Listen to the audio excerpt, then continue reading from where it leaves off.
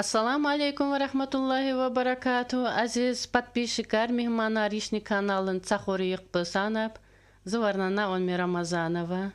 Aziz hırmatukan yıkbişin cemaat, gıyna şaz katkazın bir elburuz çocuğu, gococun şeç bir vatan. Ey vatan, can vatan, hulersa şaire vaka cevap bu otgun, hulersa dedey adey cevap bu otgun, izni dahkini ade, çiçek ade, Allah'a rahmatı vazcılka, yaman da uftanın şeç bu oyganna karika, manki Azerbaycan nimüzel oygan ika, can göyxuan haman bişni vaktalqı idahum.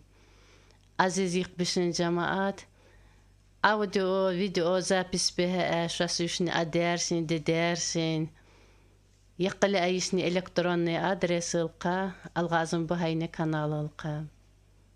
Elburuz çocuğu, vatan. Vatan. Vatan ükle dert bakacı, hike o dizdiçin ağacı. Vatan mizde hukkanna vor ki ulekle ıkkan deşkacı. Vatanı sudike havas, çis kurban da canan nafas, cehlar şaka vukaco geyb, inahbun bıkılbı nas.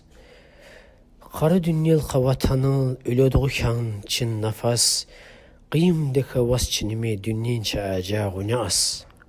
Kotku davud, şavusniki devkan vatan, man deşedünze eyhan, çil orzuni harsa yuvuz, ikkandişti beski askan.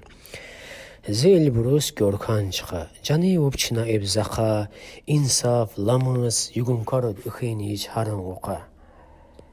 Hem yığ müzelvud, cevap vatan, şavani zas heles çini derdan khan, vodud ıkhayim bu ikesim bud, detbiç kızı hernan, ütbü helan.